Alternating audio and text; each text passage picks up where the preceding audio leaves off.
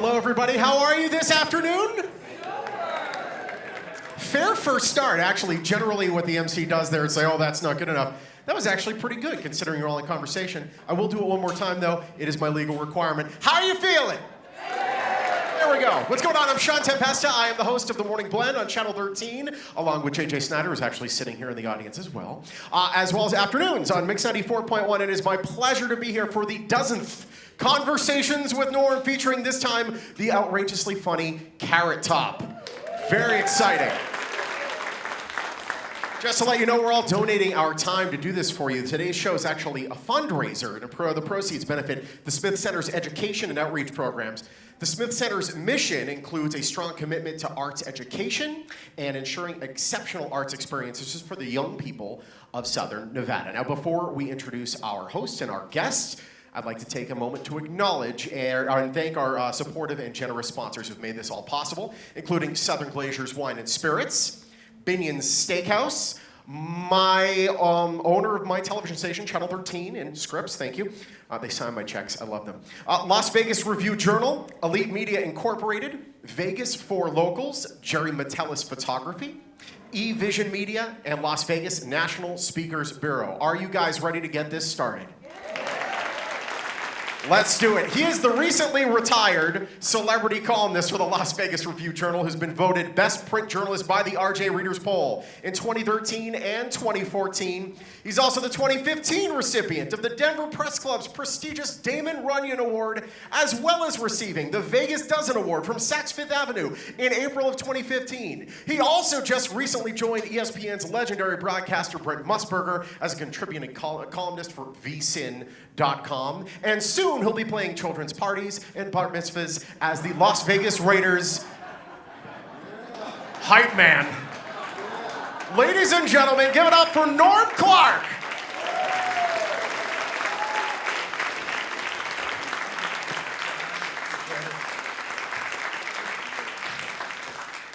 This is like so beautiful. The fact that you move here and now the Raiders come and spinning. It really is. It's so awesome. My wife said job opportunity as soon as she saw it happen. There we go.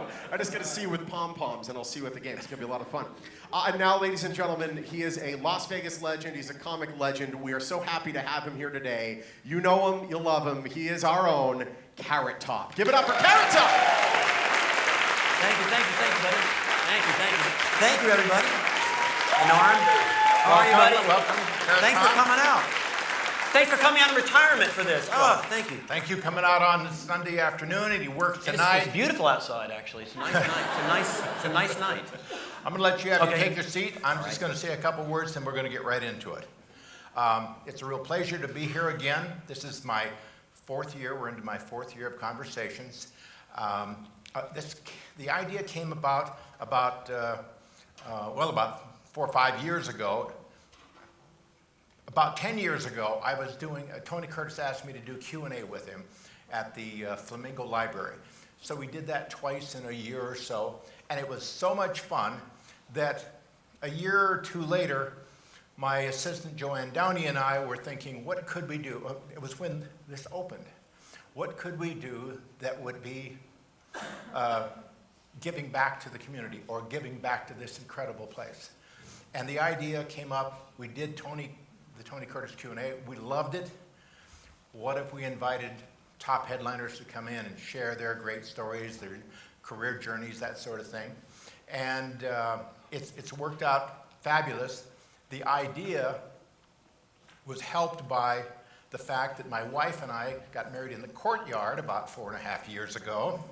And we decided that this would be really a fun place to do this. So I want to give Kara, please stand up a second, Kara, so I can have, wherever you are, my dear. There we are. Thank you very much. So from there, we're going to get right into it. Now it's all going to go Tough stuff coming up here. No holds barred. We always start from the start, and that is, you grew up in Florida, in Cocoa. Cocoa, yes. And describe your family. Was it a typical family? Was it? Yeah, my mom is here. She's right there. If you want to stand up too. Hi, Mom. She lives in Las Vegas. She's lived in Las Vegas for, oh my goodness, forever, right? When first I had to do a show at Bally's. Yeah, I had a show at Bally's, and I called her. I said, you want to come to Vegas and see my show? She said, I'm living in Vegas. I'm like, "Man, you're not living in Vegas." And she has lived in Vegas that whole time. So We should get her up here for some dirt. yeah, she's got some. Yeah, Mom has some dirt. But yeah, so I lived in Florida. Very, interesting family. My dad was a rocket scientist, literally at NASA.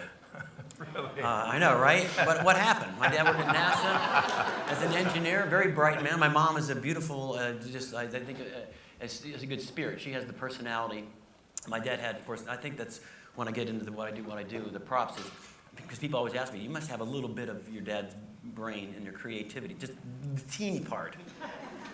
Just to be creative and come up with the props that I do. But he was definitely a joke teller. He had the comedic timing, and I always remember when I was a kid, he would hold court in the driveway with all the neighbor dads, and he would sit there and they'd drink beer and he'd tell jokes, and I used to say, that's awesome. And I'd take those jokes to school, and then I'd get in trouble because there were jokes you shouldn't tell in school. I said, but my dad said it, and it was great in the driveway. So, And he resembled George Carlin, did you say? yes, he had mannerisms of that, Yeah. and his style when if he was like angry at just driving, trying to find a partner. Where are these people going at 2 in the afternoon on a Saturday? I said, well, we're out at 2 in the afternoon. We're going to the mall. Well, where are they all going? Aren't they home? So he had that delivery with kind of a George Carlin-esque kind of thing, and Yeah. so I kind of picked up a little of that. And then, of course, I got, as in my career, when I got to meet George Carlin, which was a treat.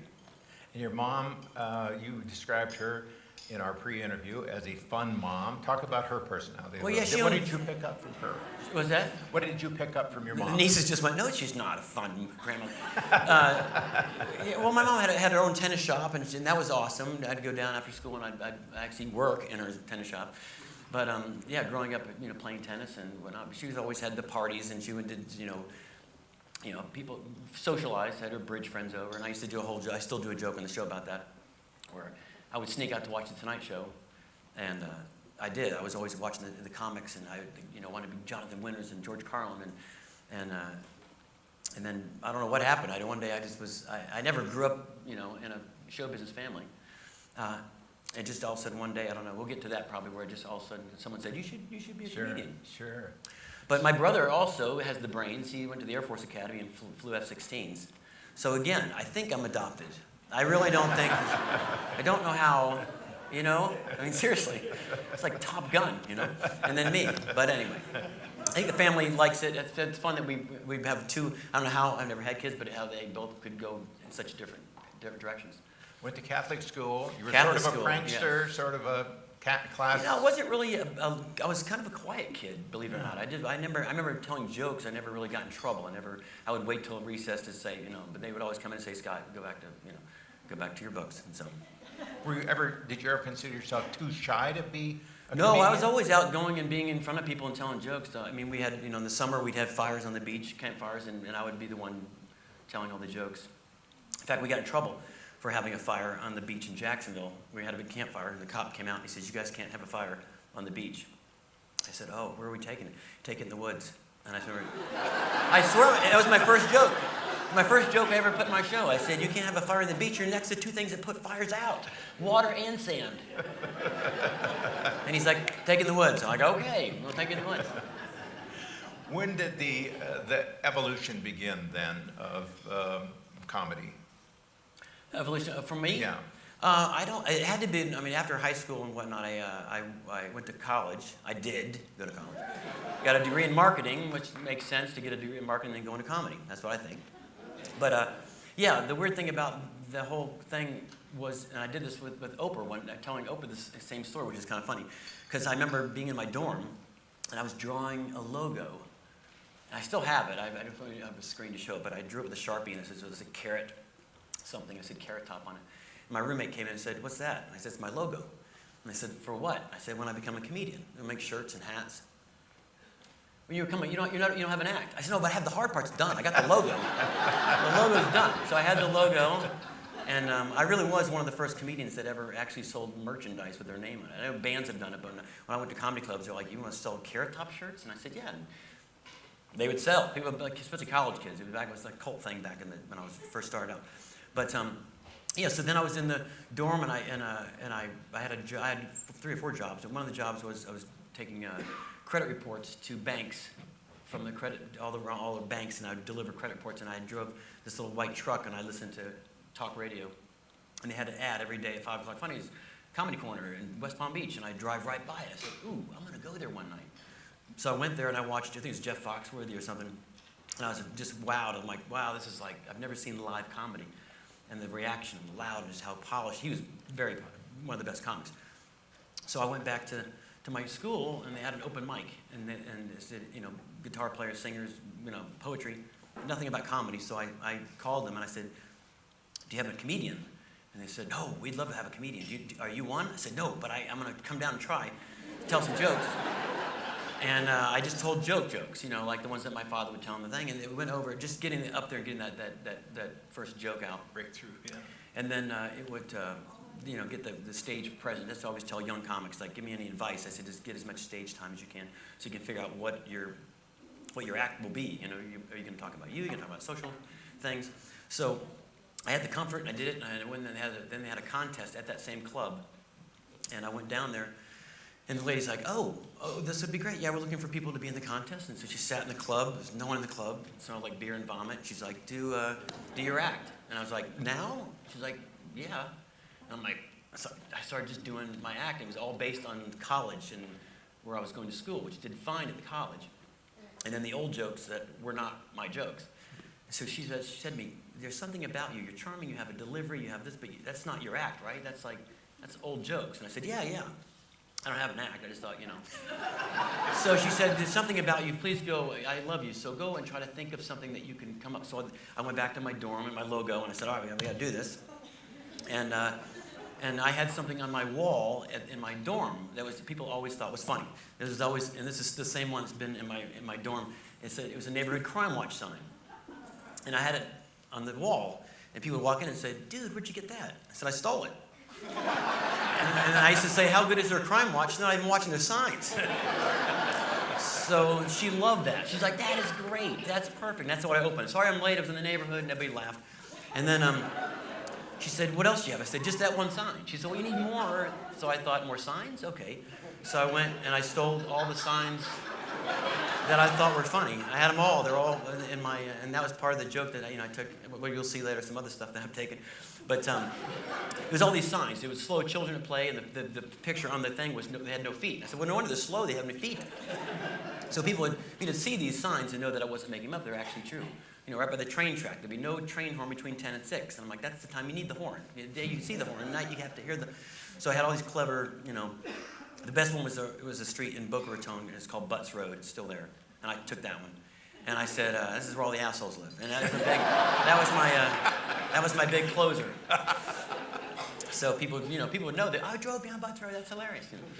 And then they'd say, well, yeah, you can't find the sign because I took the sign. But So that was the first start. And then I started going back into my brain and thinking of things that happened, like the fire one on the beach. So I started putting in those ones. And I got to meet Gallagher back in the day when I was just a kid, and he was an influence. And he said, tell me one of your jokes. And I told him one, and he said, I'm going to take that. I said, you can't take that. He said, I'm going to use that. I said, no, that's my joke. So he invited me to the show, and sure enough, he did the joke. But then he said, where's Carrot Top? And he made me stand. It was like, 5,000 people. Like, he wrote that. And it gave me like, oh, wow, it was cool. Nice, Rob. I think the joke was there's a big door at a stage door, and it said, this door must remain closed at all times. And I said, why is there a fucking door then? Sorry about the F word, sorry. But he loved it. And he said, that's right. Why is there a door if it has to remain all the time? So I started coming up with these clever ones. I was just in Fort Lauderdale last weekend, and that's another true story about beaches. They have cops on horseback that patrol the beach.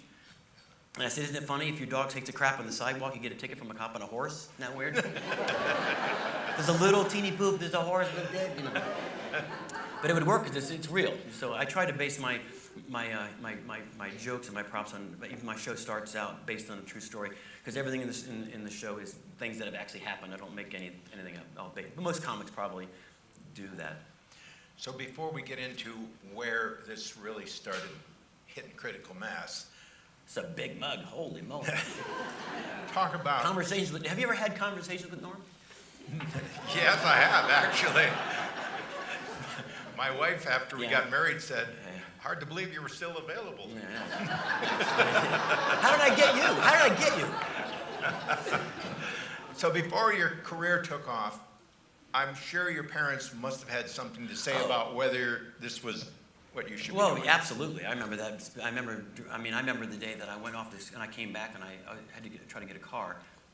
And they said, you have to have a job. And I said, why? I have a job, 3 jobs, but I'm doing comedy. And they're like, comedy? And I said, yeah, well, you work at a comedy? No, I'm doing comedy. And you get paid? I said, absolutely, you do. It's weird. You tell jokes and you get paid. I never thought that would happen. I just wanted to be a comedian. I didn't know I could make a career out of it. Or, I really did. Your kids just think I'll be funny. Yeah, my dad's like, but you're not funny. I said, I know, but you gotta come see the show. I have a whole bunch of stuff I've stolen, But you'll be proud of me. But it was, yeah, I remember that. In fact, I do a dumb joke in the show where I said, I remember the first time I told my parents, I said, Mom, Dad, this is something I gotta tell you. And they said, oh God, you're gay? And I said, no, I'm a comedian. And they go, oh, a prop comedian. Oh, fuck, why can't you just be gay? That's the joke. Because prop comics are always the bottom of the thing for some strange reason, which I never understood, Because, I don't know why, but that's always been the butt of the joke. Okay, prop comedy, which I think is funny because it's a whole different, no one does it, so I think it's kind of fun. Talk about the pioneers that I believe you said you weren't Yeah, that much influenced when by them. I grew up watching the comics, going back to that many prop comics. Rip Taylor was one that's very famously, still, and in fact, he yelled at me one day. I was in a Chick-fil-A in L.A., not kidding you, getting chicken, and all of a sudden this guy behind me is giving me the riot act, and I'm like, what the hell? And I look, remember he always wore a piece. Yeah. A wig, a right? Bad So one. a bad one at that, right. That was one of his props, I think. Like, can you tell I'm wearing a... Which, by the way, I'm not. This is all mine. I have people ask me that, too. I always say, if it's a wig, wouldn't I pick a better wig? But anyway. But, yeah, make me look like Reba McEntire on drugs. No, so anyway. Actually, look at the snowboarder, Shaun White. I get that a lot. My kids love you. You're such a great snowboarder. So I just signed Shaun White, and then I leave it. So a lot of people have Shaun White's autograph. But going back to, what was it again? Sorry, I'm conversations with me right now. There's something about, just kind of talking about. The other thing my wife says is you're slipping. Yeah, nice. So. Yeah. What is it? Oh, Rip Taylor. Thank you. Chick-fil-A, Yeah. Rip Taylor. Yeah. How could you forget that image? So I turn around, he's yelling. He's like, you stole my act, right? And I go, who's this old guy yelling I stole his act? And I'm Rip Taylor. I said, Rip Taylor, oh my God, I love you. You took my act. I said, I never took your, what did I do? I didn't. So Comedy Central, I called them and I said, I have to bring this to the news. Because Rip Taylor went on Comedy Central and said, I took his act. So I said, you gotta let me get my 2 cents in on this. So we had a camera crew film me at a show, and I came running to the opening. They said, please welcome Carrot Top, and I came running through throwing confetti, and basically did exactly what he did. And I said, did I take his act? Comedy Central's like, no, I didn't see it. So I was making a joke of the fact that it was exactly what he did. But since then, no, it was Gallagher and this Rip Taylor. But then what's funny about the props we'll get into is because people, when they make reference to me on cartoons or other shows, when they do a prop, it's always a pun. And it's hard to explain to people what a pun is and what a prop and a pun. I'll give you a reference. So Rip Taylor would say things like, it's a shoehorn, and it'd be a shoe and a horn. Funny, but when you see my stuff, it's not a word play. It's more of an invention. It's something that you could actually break down into something you could sell. That show Shark Tank, I've been trying to get on there to I'm not kidding you. Because I have about 20 things that people have taken that I've come up with, invented, and they're now in like Home Depot. And people say to me, I have a tape of you on Regis and Kathy Lee in like 1991 doing that exact show. I said, I know. Dummy me didn't copyright it, So I had like the toilet paper. This is one of my favorites. The toilet paper is so simple, right? People like it over or they like it under. So I made one that it spins. So you go over, and if you want it, you click it and it goes under. Easy. And they sell it now. Those bastards at Home Depot. Someone's making money on it. And then I did a toilet seat that actually lights up. That was one of the early ones. So when guys would go, they could see the rim. And are you trying to steal some of this now? What are you doing? I'm trying to record it. I forgot to put it on. Are you texting your wife? Yes, things are going well. I told you my wife says I'm slipping. Think it's really going well? Oh yeah, pizza later, sure. Checking the scores. Taking the scores, yeah. Yeah, as a basketball. So yeah, so I did the punch. So well, I forgot we were talking about the props and whatnot. So I always, when I started doing my things, I always want to make it more of an invention kind of those kind of things. Another one was in 1994. They had the baseball strike, and if people remember that, they were just horrible. All the people, the replacement players they would call them, were playing, and the games were so horrible. No one's getting hits. So I made a bat. When you swung it, it went. And I said, they should make this so at least it sounds like people are getting hits. And I remember that one, I went everywhere with that one. I think the Tonight Show and all those.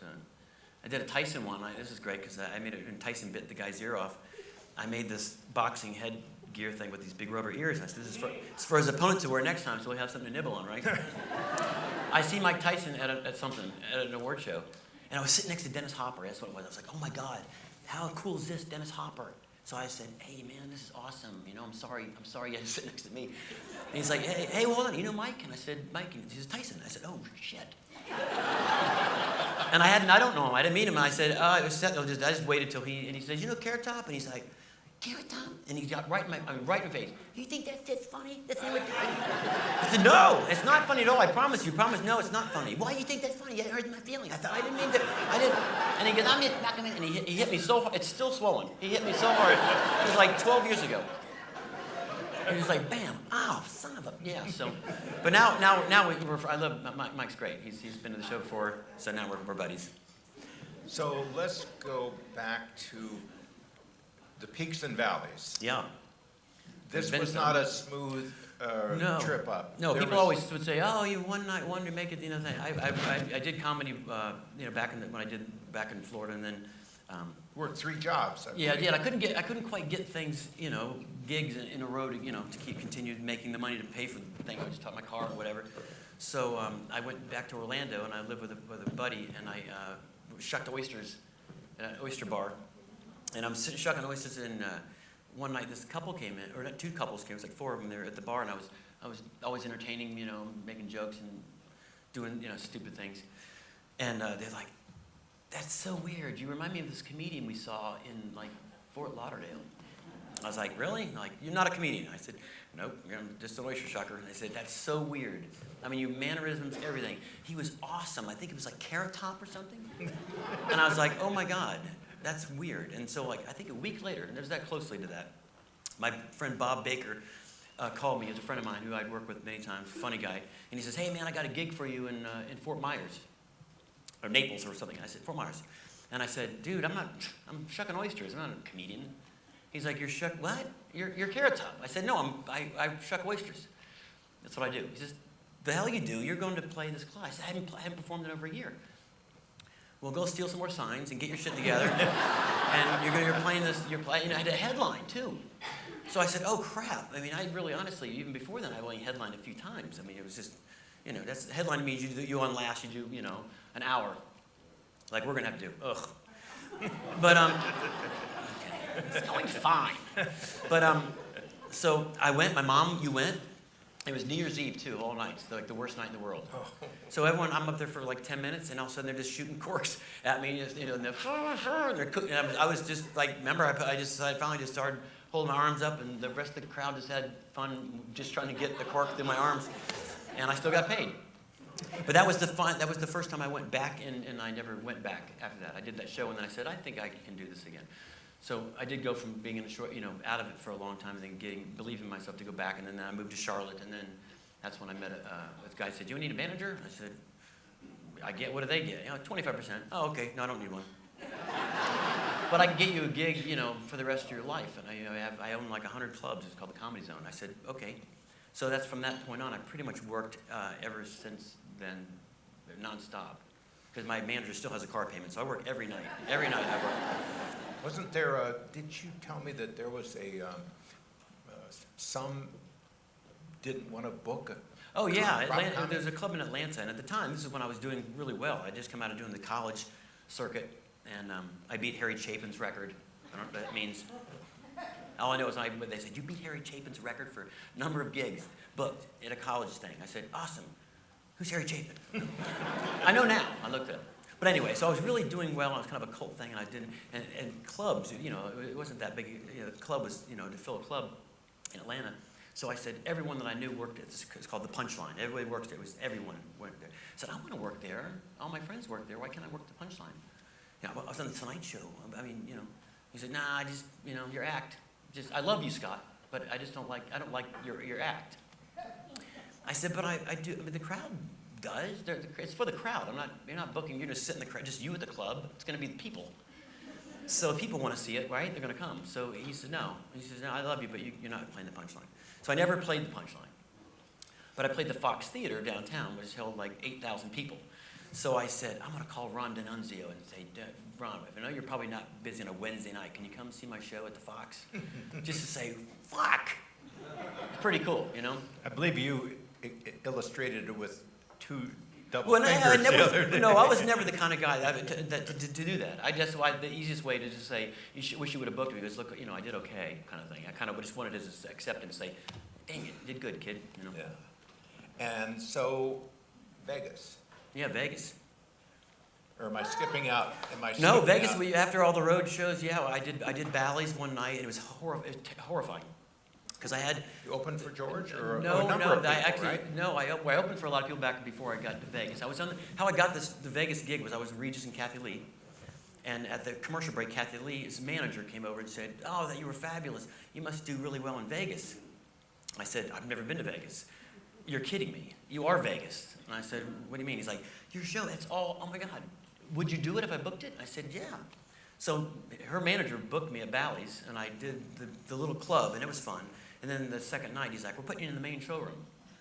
I'm like, okay, you know. And it was horrifying. It was just so many people, seats. And I had two little trunks. So I had like these chairs, right? And the stage is, you know, it's like as big as the... So I went to the Kmart, Walmart, and I bought all this like lamps and lava lamps and tables and tapestries, and I made a set and put a couch just to fill up the stage. Because I was just so little and all this, you know, this prop. And so that's when I started really building the show, and now I have like, I don't know, 30 trunks of crap everywhere. But it all started that night Bally's, and then after the Bally's, went to MGM Grand for 10 years, and then Luxor 11. I see a box right thank there. You. Thank you. Yeah, it's been a fun run. I didn't want to do it. I remember that. I was very reluctant about doing the full-time residency. I said no. They talked about it, and I said no, I don't want to do it. I'm a road guy. And so I finally said, all right, I'll do it for a year, and I'll see if I like it. And the best thing I ever did. I mean, Vegas has been, you know, tremendously the best in the world. You know? And the fact that the locals put up with me for 11 years, my stupid billboards and all the crap. Thank you for that. Well, since you brought a trunk, yeah. I don't think it's for aesthetics. Oh, I can show a few of these things. Now, some of these props are literally from like 1986. This was one of the first ones, and like I said, you'll see one of them. Like it was more clever. Like when you have an ice tray, you can tell how dated it is, an ice tray. But I had a level on it, so you didn't spill the water when you brought it back to the freezer. That kind of stuff, you know. But it killed. People were like, oh, that's clever, you know. And this was a plate when I went to my grandma's and I didn't like the food. It had a little disappearing tray so I could slide it off. You're like, oh, I love your potato salad. Oh. Right? I said grandma, not mom. I love my mom's food. This is another one that I just think is clever. Now, going back to, this is a good example of explaining what a pun and a prop. So if someone was to hold this up, let's say, to make fun of like a pun, they say, hey, we're rolling along, right? That's making fun of rolling along.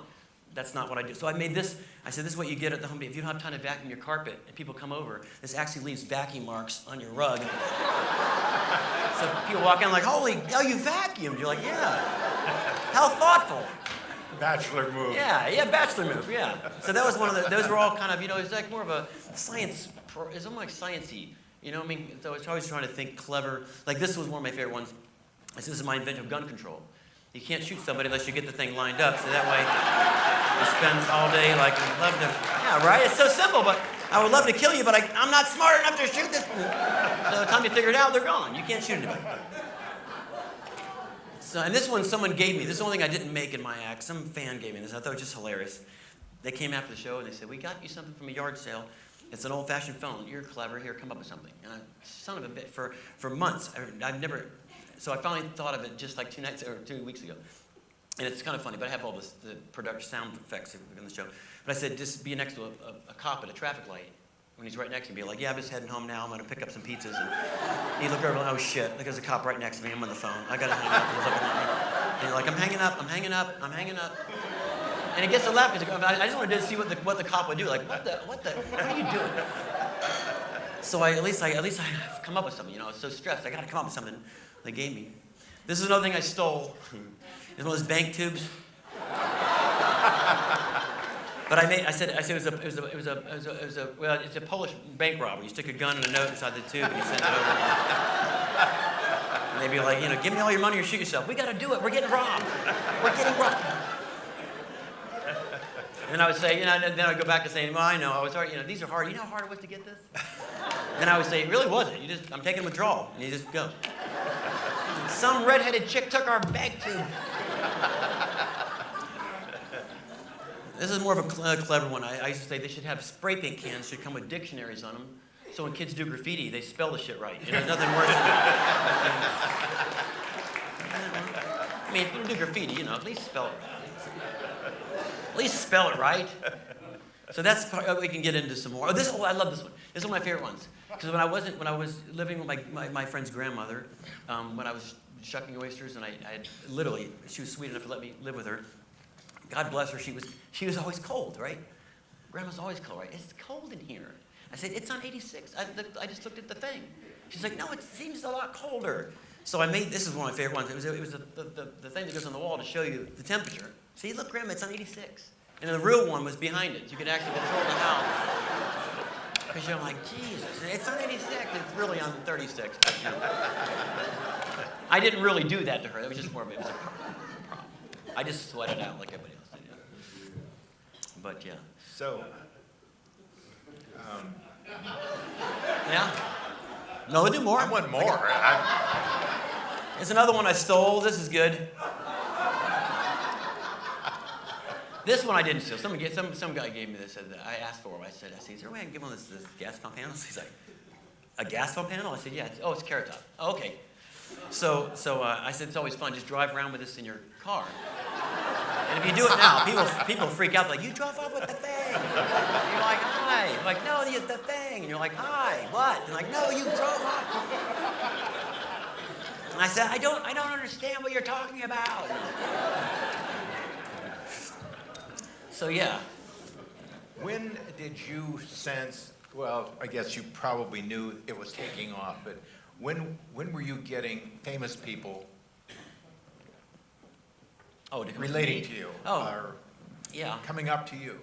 Yeah. Well, one's great because I was in Aspen, Colorado, but this is years ago, and I was walking across the crosswalk. And I went to work out at this little gym, and it was just misty in the morning, like 9 o'clock in the morning. And I'm walking, and there's a guy coming across the street. I'm pretty close. He was right there, and I said, God, that looks like Jack Nicholson. So I'm like, walking closer, and I said, it's like me. It's like, I think it's Kurt. It's scared, So I said, that's Jack Nicholson. I know for a fact. But you have that 1 second, like, do I say hi? Do I keep walking? Do I say hi? He doesn't know who I am. And what if I stop him? Hey, I'm a comedian. So I'm like, I'm not going to say anything. And he goes, Top! It's Jack!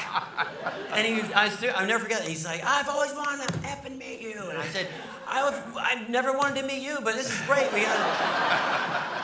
And he was so nice, and he said, I always watch on The Tonight Show, and that Jay Leno's not nice to you. I said, no, he's great to me. Jay's been one of my favorite people. No, he never let you talk enough, and Dad, both. You know how he is.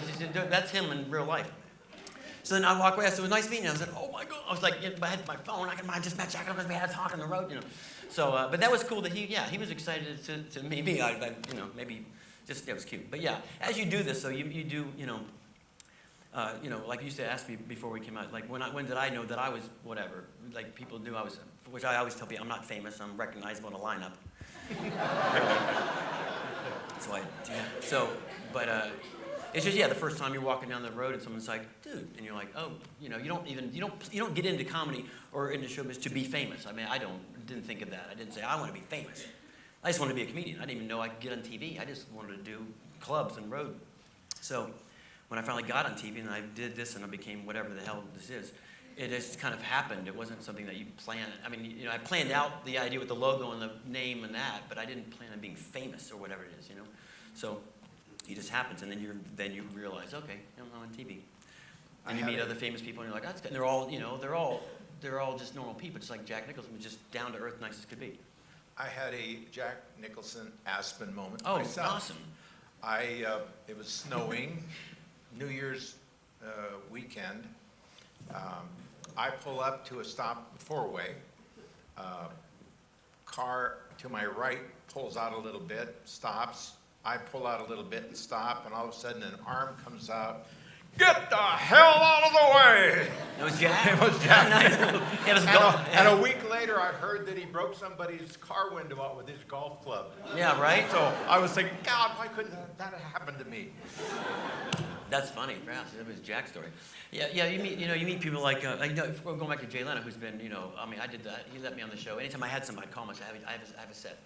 So come on, Dave. So I go and I do the show one night, and I'm just joking around. He's makeup on, and I'm getting mine, or he's getting his off. I'm having to put more on me. And I said, I have to go back to Vegas. I'm going to take your jet. He said, yeah. You can take the jet. I said, no, I'm just kidding with you. And I gave him my Southwest ticket. And like $20, and I said, some gas for your jet and whatever. And he said, no, I'm just saying it. I said, what? He said, well, I'm going back to Vegas too. Come on, we'll take the jet together. So I said, oh. So I get on the plane. I'm like, Jeff was with me, wherever me and Jeff and Jay are on the plane. This beautiful little private jet. We're like, this is awesome. And I remember him passing out. And I look over, I'm like, this is the weirdest thing. It's Jay Leno just sleeping. And his head is as big as his chair. Have you ever seen Jay? And you just look at him like, that's Jay Leno. And I just really wanted to throw a peanut in his mouth. I kept saying, no, I won't do it. What if he chokes and then I'm going to be on the show again or something horrible happens? So we're getting ready to land, and it's like we just had the other day, just crazy. And it's just, Blaine is everywhere. And I'm just holding on. I'm like, oh, I really hate this. And I look over, and Jay just, riding along, and finally I go, oh, I really hate this. And he leans over and says, oh, you don't like the rough air? I said, yeah, this is awesome fun. This is great. It's just what I want to do. And he says, the worst thing is, if this plane goes down and crashes, the newspapers will say, Jay Leno dies with 2 unknowns. I said, you know what? I said, but I got him back right then. In fact, that first I've ever seen Jay Leno smirk. I said, you know what? Probably right, because I just did the Tonight Show. If I'd done Letterman, I probably would have been known tomorrow for that. And he was like, oh, yeah, I thought you were a prop guy. That was pretty good. That's pretty quick. You had a Donald Trump moment on TV. I had a Donald Trump moment on TV, yeah. Before he was president, I was doing Regis and Kathy Lee. And that's when, way back, Kathy Lee was still there. And Regis was out, I don't know, getting a sex operation or something. And I love Regis. He said, what is it? What is all this crap on this? So I come out and they said, Donald Trump's going to be the guest host. And I said, oh, wow, this is, for Donald. He's just a business guy. So I said, oh, cool. I've seen his buildings. So I come out, and he said, please welcome Carrot Top. And I came out and I said, it's so fun to be on a show where I don't have the stupidest hair. And he was like, and they won't give me this footage. I've been trying to find this footage. The ABC will not release it because they know I'm going to do something horrible with it. But I'm not. So I just want to show my audience my moment. They won't let me do it. So anyway, so I said stupidest hair, and he's like, what the? And then he takes my hand and he goes, feel it. And I said, no, I don't want to feel it. He says, feel it. And I'm like, okay. So he's going like this. Now tell the crowd. I said, tell them what? Tell them it's real. I said, I never said it wasn't real. I said it was weird. So he went on. He got off to a good, But he was very smart. He knew all my background, like you, very polished. When you, until I dropped the notes. You're not losing it at all, Norm. You got it. When you started working in Las Vegas, who did you open for most of the time? Well, that was the thing. When I first played Vegas, they put me right into the thing. That's why people were like, how do you just become I'd already doing theaters across the country in colleges and whatnot. So I played big rooms, but I never opened in Vegas. I did open for people on the road, mostly comics back in the day. But no, I never got to open, really, in the big rooms here for the... You opened, here's where I got mixed up. You opened for Carlin, and he gave you some great advice. Yeah, well, actually what happened was I wasn't opening for him. I was going to play the same room he played the next night, the Hollywood Theater. And so it was like Tom Jones, me, Carlin, and a few other people. I love Tom Jones, by the way. Tom Jones is here today. I love Tom Jones. Is he here? But that was the whole thing. When I go see Tom Jones, and I love, right, he's awesome.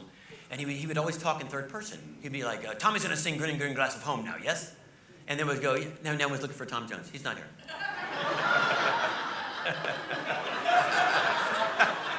So that's the one thing. I just did that. I was at a show and Shania Twain was at my show. I said, hey, Shania Twain's here. And the rest of the whole show, everyone's fucking looking back at her the whole time.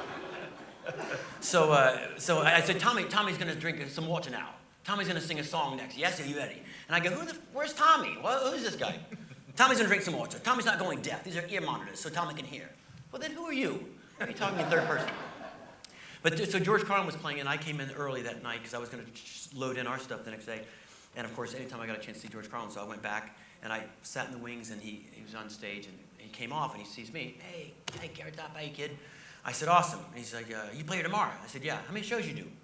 I said, you one a night, right? So I do 2 on Saturday. Why do you do 2 on Saturday? I said, well, I don't know, I get a second chance at it, if I screw up the first one. And he jumped on me so fast. He's never say that ever again. And I said, what? Give the audience that you do your thing. If they get it, fine. If they don't get it, and I walked into his dressing room, I was like, well, that went well.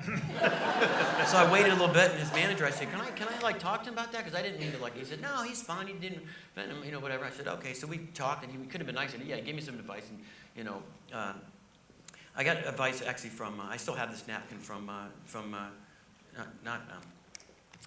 I'm gonna forget it. Slipping. Yeah, slipping. Well, I always get Buddy Hackett. Sorry, I always get Buddy Hackett and Jonathan Winters confused because they're also 2 of my favorites. But I was in an airport, and against one of the things you're like, oh, Buddy Hackett, I got to go say hi, right? So you walk around, hey, I'm a comedian, I don't want to bother you, but I just wanted to say hi. He's like, oh, and he was so joyful and so nice to, oh, wow, where do you work? And da-da-da. Hey, I'm going to give you some advice, kid. And I remember I was leaving, and he wrote it on a napkin, and I still have it. And I thought it was cool. It said, the key to the treasure is the treasure. And I took it for a while, and I said, what the hell is that? Is he drinking? What does that mean? Or is that bad advice, Is it good advice? And I just think it means the key to, the key to life is life. The key to what's happening right. That's how I look at it. The key to the treasure, what we have, is the treasure. So it's kind of cool. Yeah. I believe. Props. Awkward silence. This is a good one. This is a good one. This is for women. You don't have time to get a pedicure. There was always nicely painted toes. You just slide your feet up into. I always had pretty toes. Your toes are always so perfect. This one's silly, but I just kind of came up with it the other day. This is not an old one. When you go to prescription medicines, they always come in the same thing. Whatever you get, Cialis or whatever you get, or Ambien, it's always the same, right? So I said, if you get Viagra, shouldn't it come with something better? You walk out of the CVS, I got my Viagra. You shouldn't be shy about it. Like, I got Viagra. I got Viagra. Someone's going to have fun tonight, and someone's not. Well, I think the joke was, I said, Ambien, I said, you got Viagra, but one of us will be up all night. That's the joke. So, just won't put you to sleep. I read somewhere where your favorite comedian, and you can take it from there as far as others, but Louis C.K. is. Oh, as of now, as current now, yeah, he's brilliant. Louis C.K. is just and he has a new special coming out, I think, this Tuesday, it's called. But I can't wait to see him. He's brilliant, and red hair, too. Yeah, great. There's so many comics. That's what, it's just like with bands, I'm assuming. With bands, when there's so many different styles of band and music. I mean, that's why with comedy, I think it's the same thing. It's like, you can go see Dennis Miller one night in Vegas, and you go see me, and you go see Louis Anderson. You're going to get 3 different types of comedy. So, you get the political stuff. You want this silly stuff, where you get, I do one Trump joke. That's all I do. I just say Trump is like having a puppy. You wake up, what'd you do now? Because you kind of do. Did you tweet that? Is that your tweet? So, and even if people are Trump supporters, it's funny. It's not, I'm not doing anything horrible. Even Trump might laugh at that one. It's gonna be huge. I don't think you've done a sex tape, but I know. No, that I hope not. I mean, ignore him. My mom. I know that you did a famous video. Oh, I've done a lot of music videos. Which one? The one with the dancing one? Yes. Oh, that's great. Yeah. Set it up Rodney for him. Carrington. Set it Rodney up. Carrington is a comedian, very funny comedian, by the way. He's a little raunchy though, but he plays guitar and he's a country singer, and he did this song called "I Think I'm Dancing with a Man," and he sent me to it. And I said the song itself, without the thing, was just brilliant. It's really funny. He's got his calluses on his hands. It's well written. So he called me. He says, "I need you to, you want to be in this?" I said, "Yeah. What am I doing? You're gonna be the woman." Son of a bitch. So I get there and they put me in full-on drag, and I'm hot. I got to tell you, I was really hot. And he's in there for 8 hours in this bar, and he actually was drinking real beer for about 8 hours.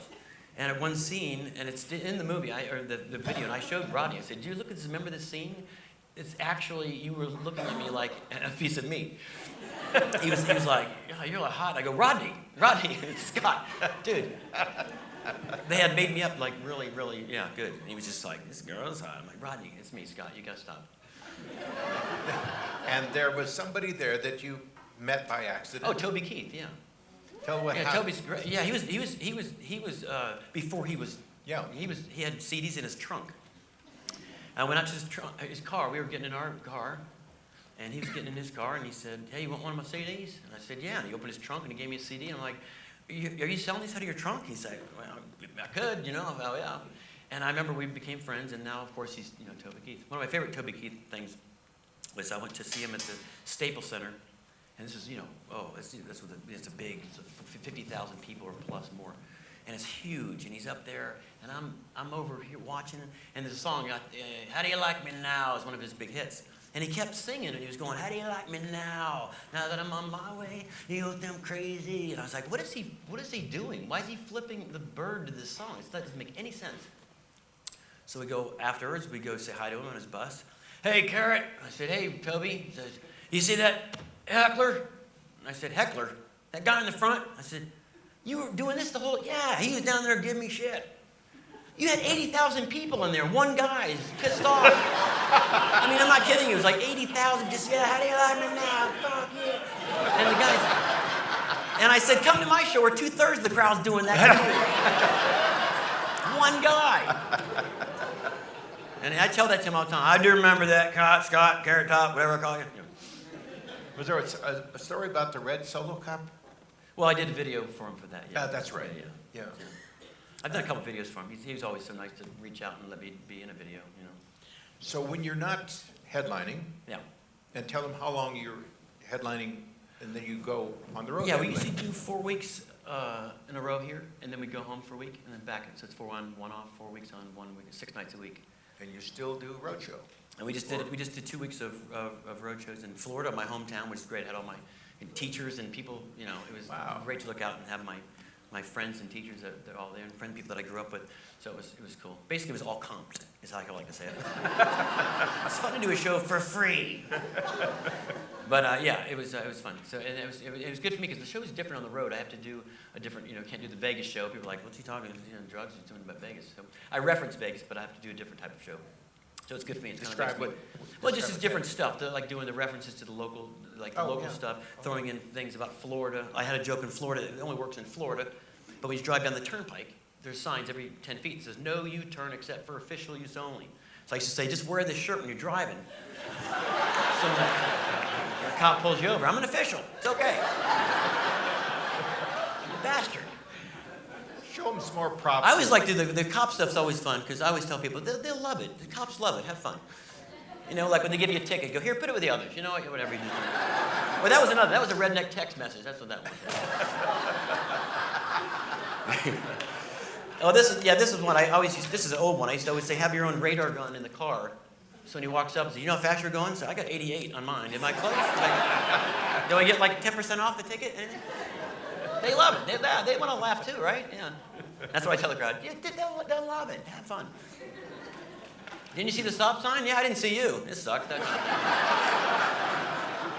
The old one. You ran a red light. It was green when I was looking through my Heineken bottle. I'm sorry. It's a good old bar jokes.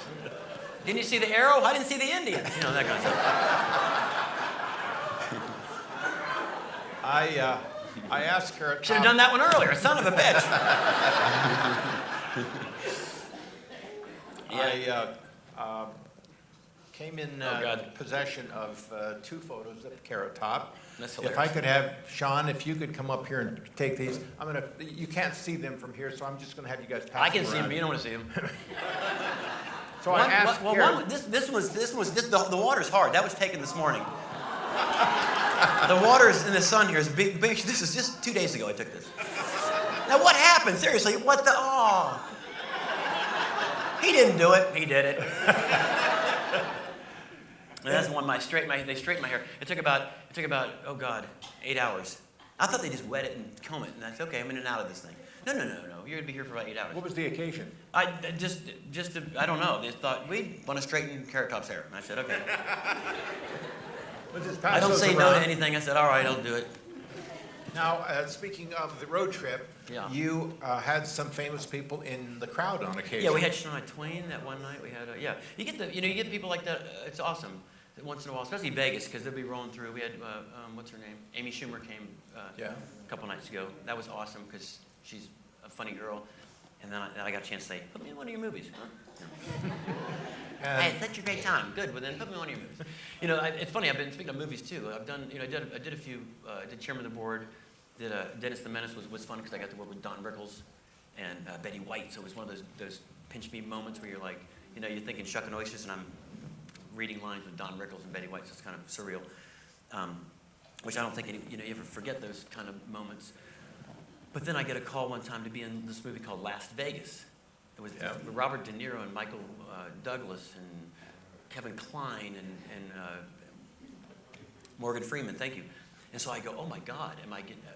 Yes. You have to cancel a show or two because they're filming in Atlanta. I said, oh my God, I'll cancel my entire career. I'll go right now. So I go to fly to Atlanta on a red eye, and I get there, and they bring me right to the set, and the director says, hey, da-da-da, introduce me to all the guys quickly, kind of a brief thing. And they have this room, and they put me in this room. It's just as big as this, with 4 chairs. And they have Morgan Freeman, Michael Douglas, David Klein on tape, and then an empty chair. And he says, hang out here, until they get. I literally, the only time I've ever had a panic attack was, and right now I'm having a little one right now, but was right then I'm like, oh my God, what do I do? Like, they want me in here. Why am I in here?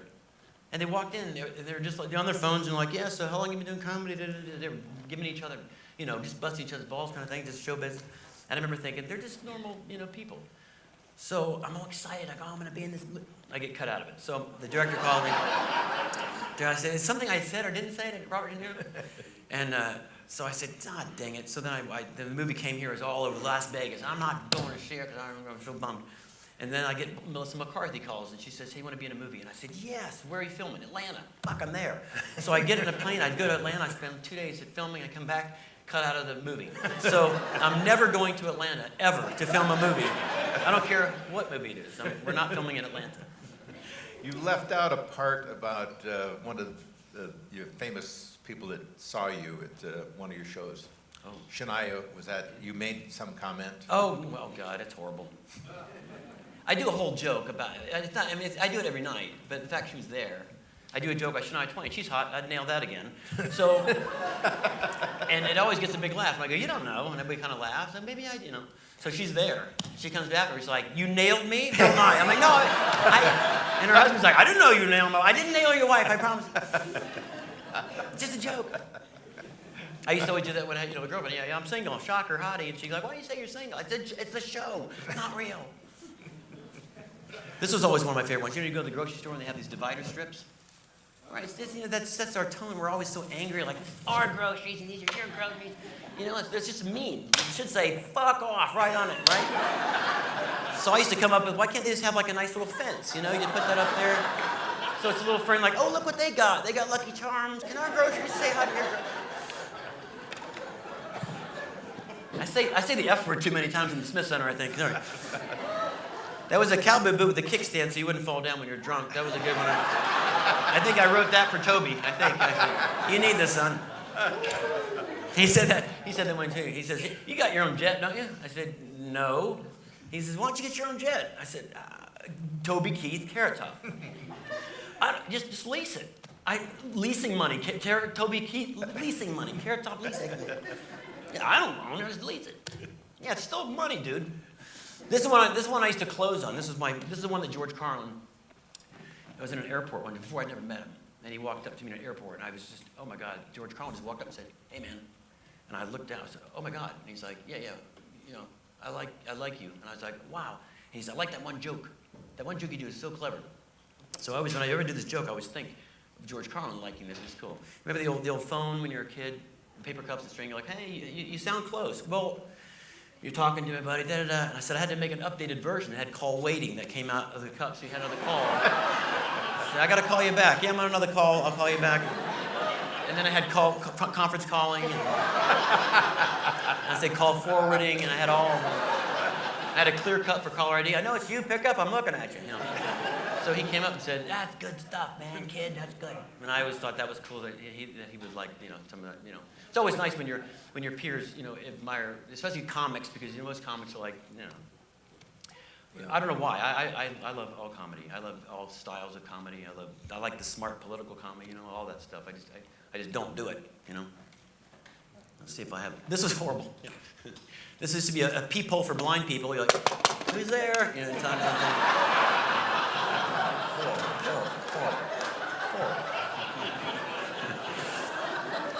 I'm slightly offended by that joke. I know. That's why I said it's horrible. I know. Right when I pulled it out, no. I just did a thing.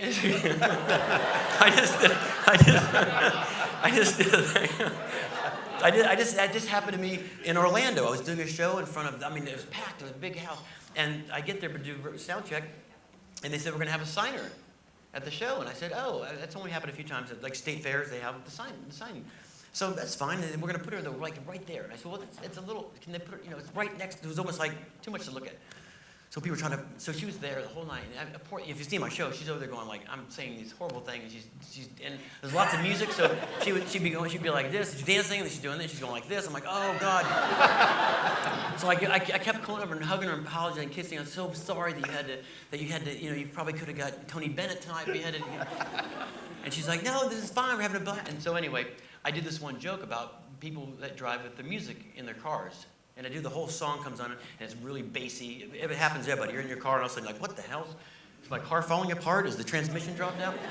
And it's the guy next to you, like, boom, boom, boom. And I'm like, I said, he said, I'm cruising for chicks. And I go, what, deaf chicks? Who's getting in your car?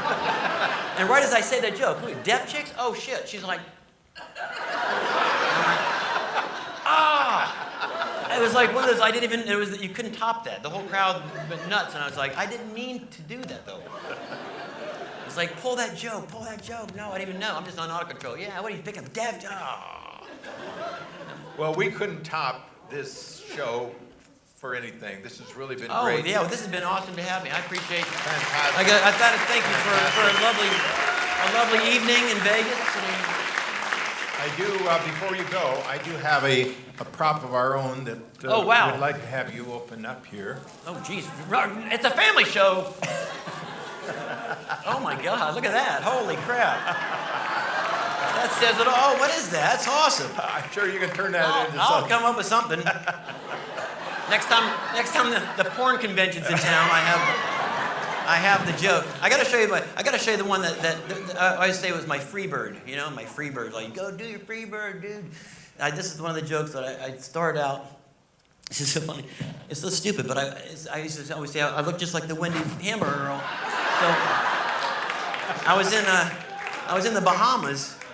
I was in the Bahamas working in this club for like two weeks, and there was nowhere to get food that I recognized that I wanted to just eat something, Americanized. It wasn't that much way back in the day. There wasn't a lot. I'm sure they have more food options. So I was like, I'll go to this Wendy's. I went there every day, and these girls working there, they're just laughing at me because I'm always, they laugh because I'm weird looking. Not that they knew me, because I was just starting out. And they're like, yeah. I said, what's so funny?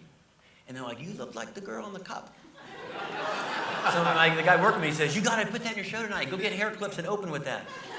So that was like my big, people would still yell out, do Wendy's, and it's the stupidest joke, but that was my thing.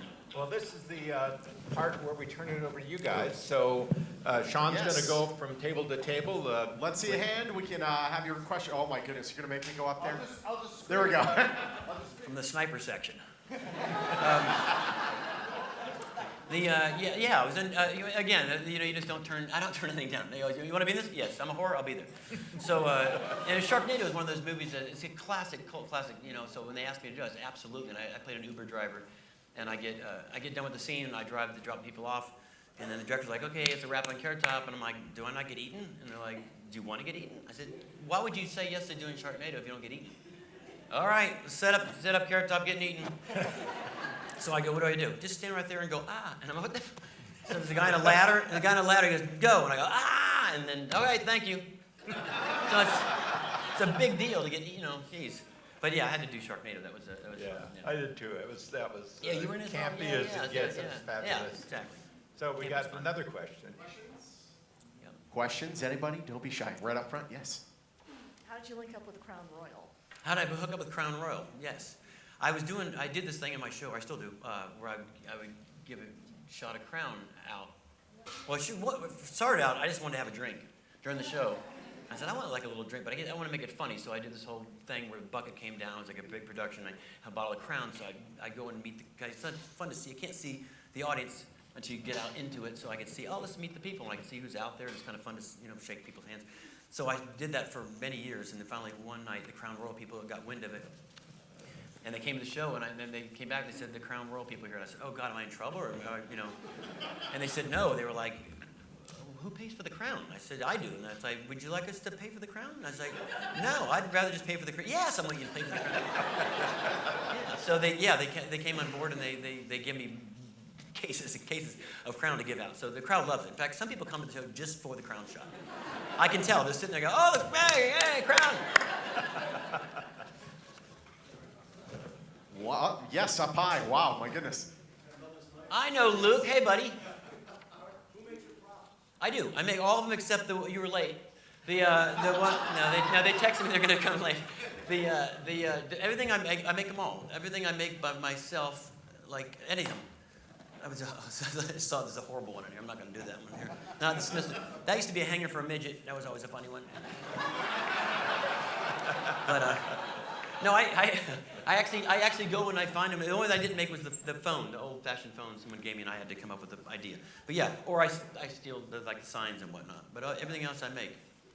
This was Redneck Facebook right there. It's like my friend Martha, Sally.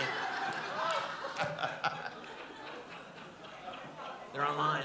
I'm online right now. The next Conversations with Norm is June 25th. Norm, back to you. Carrot Top, fantastic job today. That was fantastic. Oh, yeah. Thank you. Thank you, everybody, for coming. Well, I hope you all had as good a time as I did. This is... Yeah, it was fun. This is the most unique show we've had in the history of the Conversations with Norm, and there's a lot of things to do on Sundays, and we really appreciate the fact that you would spend your time with us. And there's just nothing like an hour, 90 minutes with Carrot Top. I want to thank our generous and supportive sponsors: Southern Glazers Wine and Spirits, Binion's Steakhouse, the Las Vegas Review-Journal, Channel 13, Elite Media, Vegas for Locals, Jerry Metellus Photography, Las Vegas National Speakers Bureau, eVision Media, Sean Tempesta, and my assistant, Joanne Downey, who does a tremendous job for me. Well, thank you, man. buddy. Thank Thanks for you very Mom, much. Mike's mom, and my sister-in-law, and my Kara. Thanks for coming. Luke, Lydia, thank you guys. Thank you, everybody, for coming. Thank you, everybody. See you at the Lux.